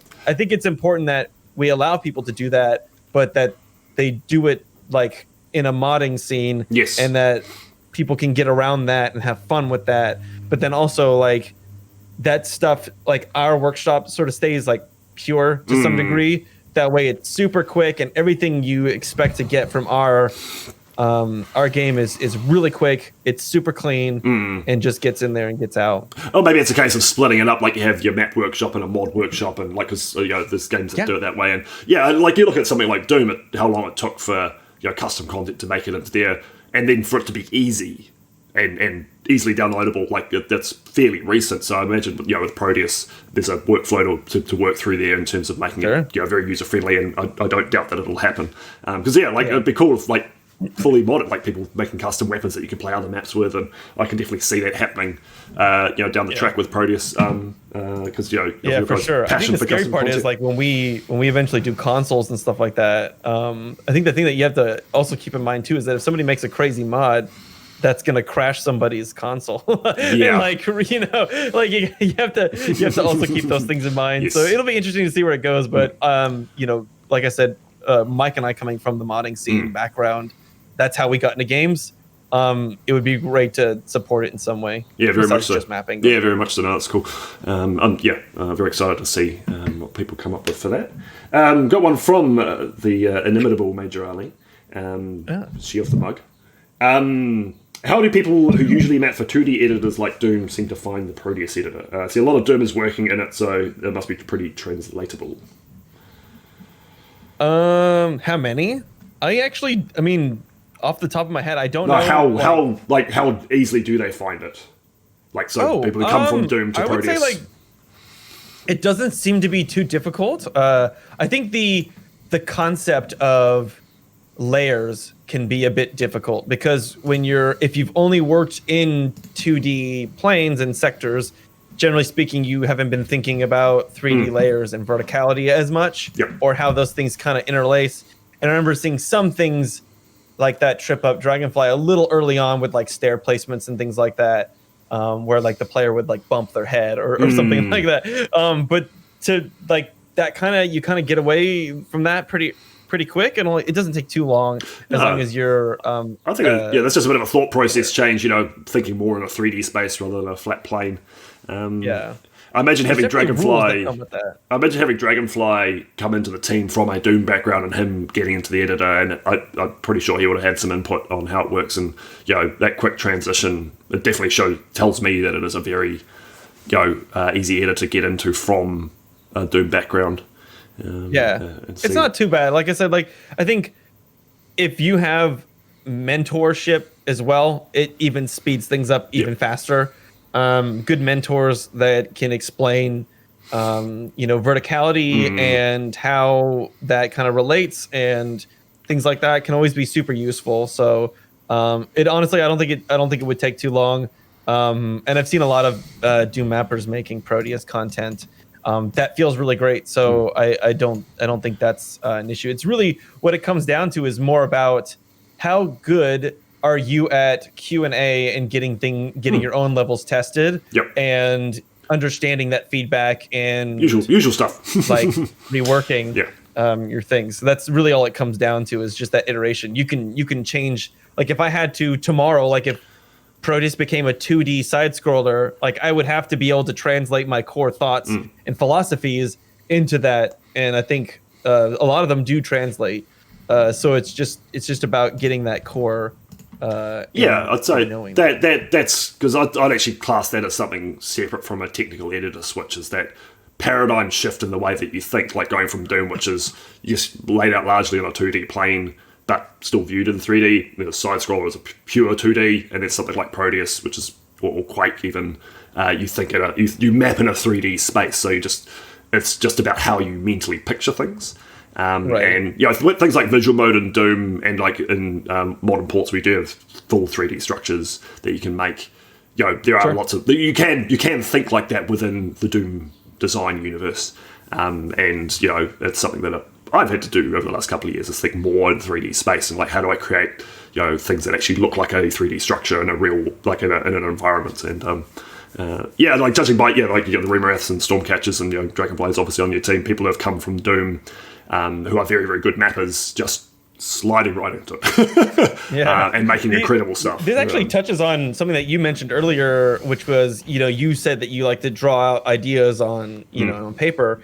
And I think sometimes, though, when you're working in 3D, if you have an idea that's more 3D, it can be difficult to sketch those ideas out on paper. So in my opinion, sometimes it's just quicker to just get in and throw a giant cube and start like messing with shapes and seeing like, how does this look silhouette wise? Like, how does it feel scale wise? Like, does the player fit on this correctly?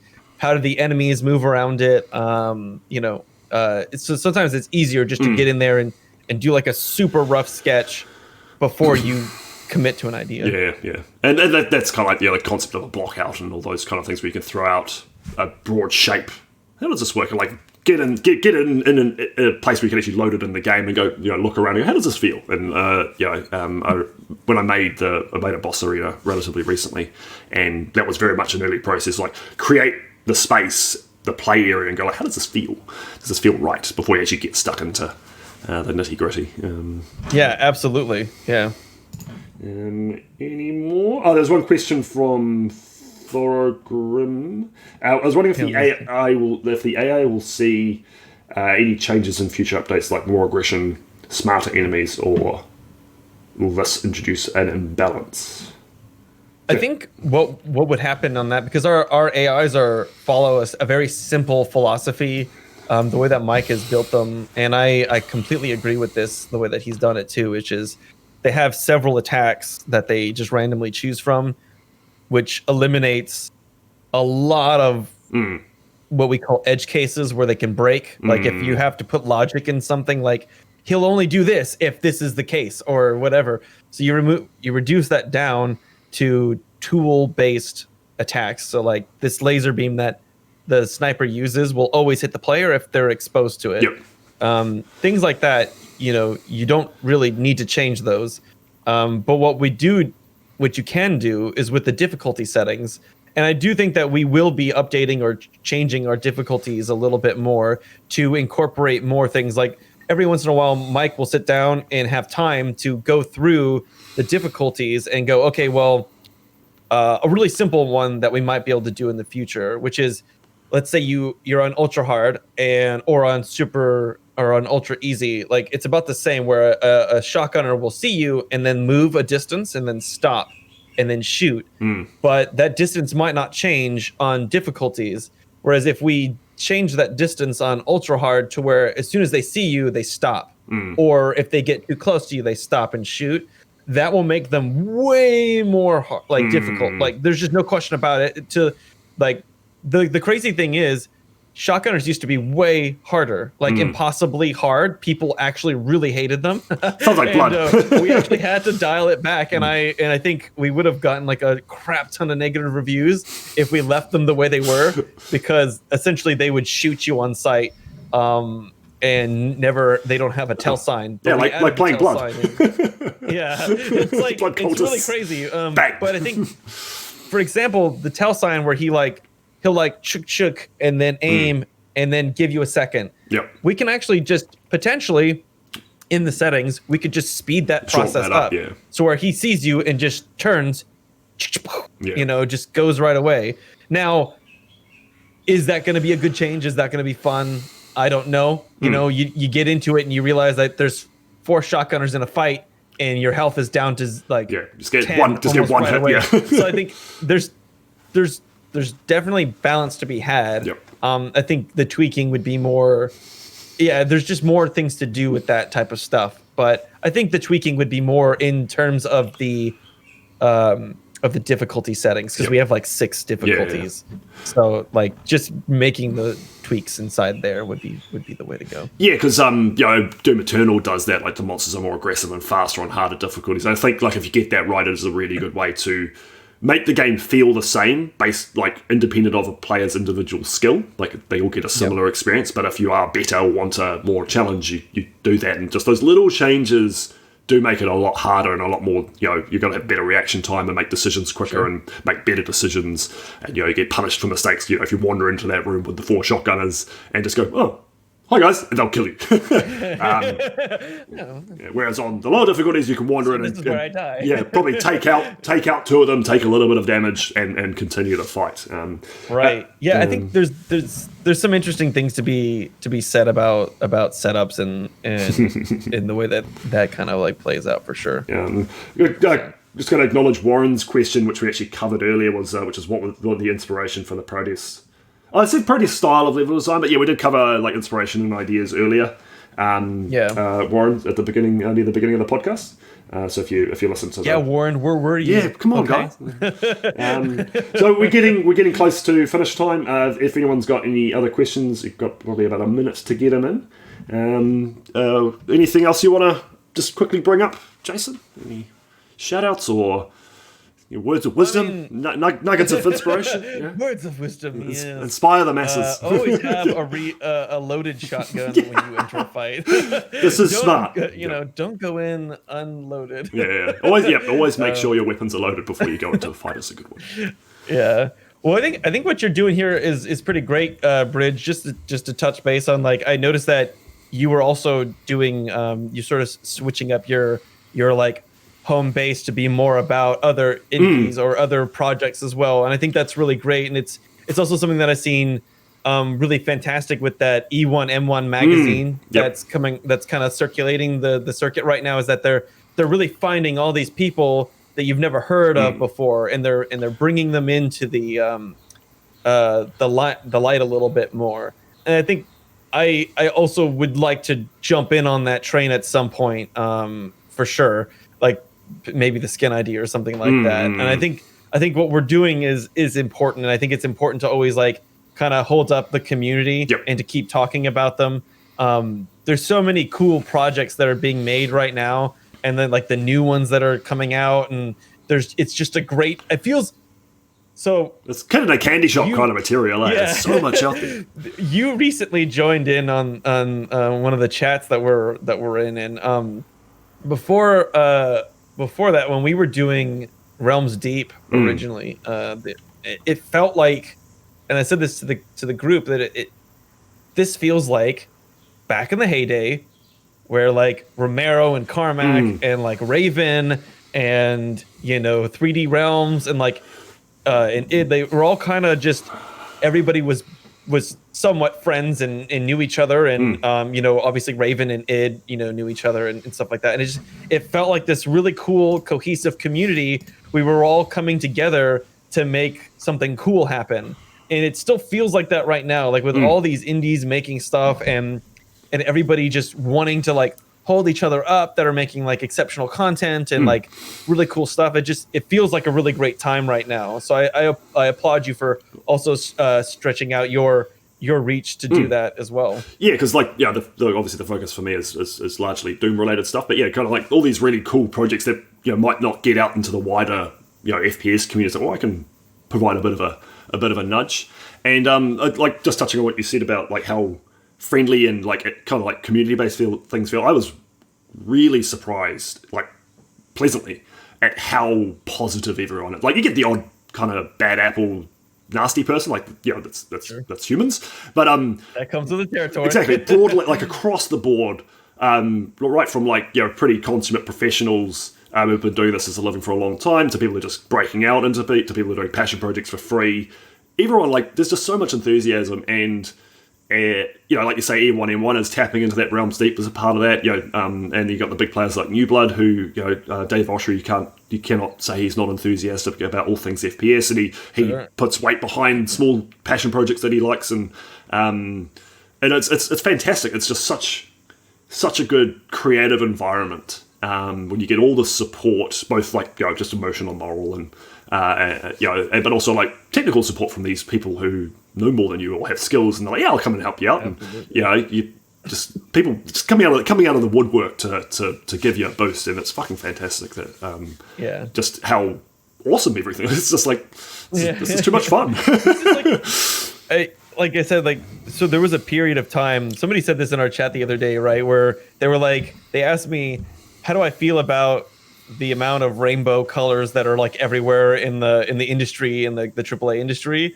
And there was a time where around Gears of War, every game that came out was just brown, and it's sort of, I sort of liken this back to like even like the retro shooters, like where there was a time period where you could have all your weapons and you could have as many encounters and cool spaces, and then that kind of dipped out when consoles started coming around, and like you could only have 2 weapons streamed in at a time, or there were so many limitations. And now we're sort of getting back to the point where we were like 20 years ago, it feels like that. Where now it's like, no, now it's about the core feeling of the game, and now you can have your enemies, and you can have the as many cool weapons as you want, and the design is changing back to this, and it feels like we're at this age now that's sort of resurging back to the core of what we all love. Yeah, and I think it's a lot of that's because these passion mappers from the 90s who played those old games are now making these games.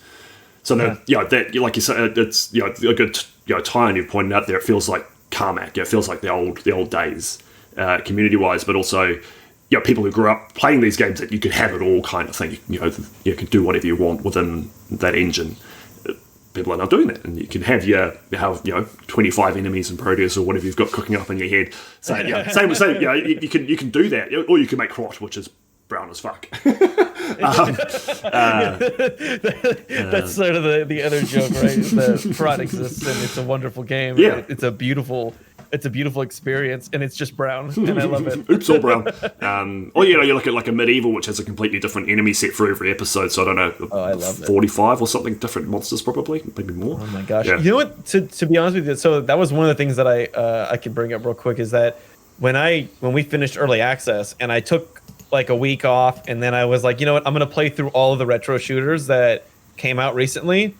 It was such a joy to play through Dusk, a Medieval, Wrath, and just every single game had its own feel, its own aesthetic, and then I saw our game and like its place in there, and I said, well, our game is like completely different than like all of these other games, and it just felt so good, like just to see all of this happening and like all the different variations and things like that. Impressive variety. Core Decay. Yeah. I mean, it's just it was like it's fun and it's really exciting, and I haven't been this excited for games in such a long time, so it's really great. Yeah.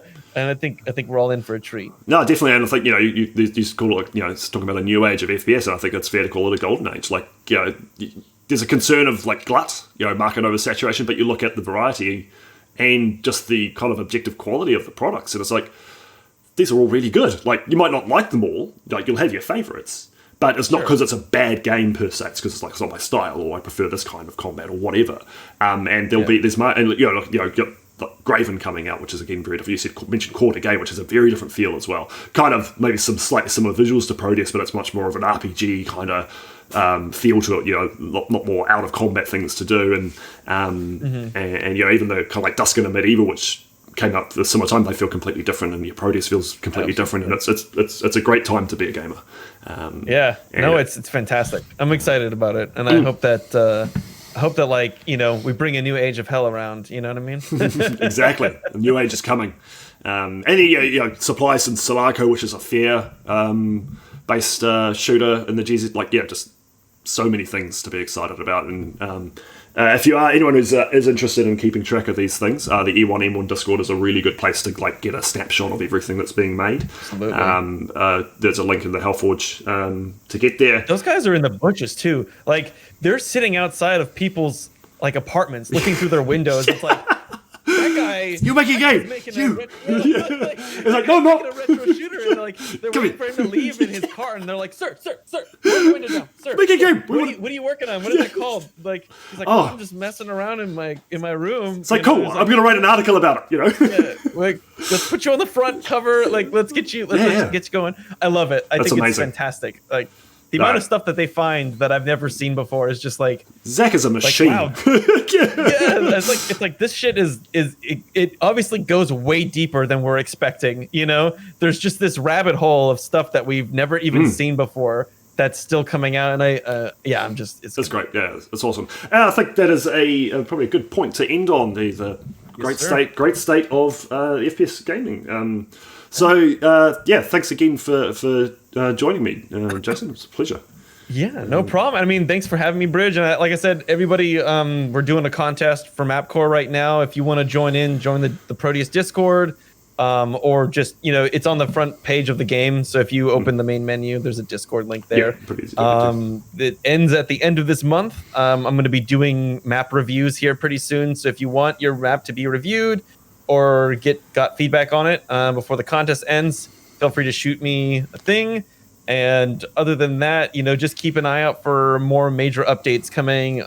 There's lots of cool stuff coming down the pipe. So, this is going to be a very interesting year, and I'm very excited about it. So, looking forward to that. And special shout outs to you, Bridge. Thank you so much for having me on. I know this is like the you're the test case, yeah. So you'll have to bring me back at some point so we can continue discussing this, because I do enjoy discussing level design. No, and I think that's me too. And I think we could definitely talk for hours. And ostensibly, this is going to become a level design themed podcast. So you signed up again for part 2. We can deep dive on that properly. Cool. So thanks. Thanks everyone for watching. This will be up on YouTube channel short, made a week or so.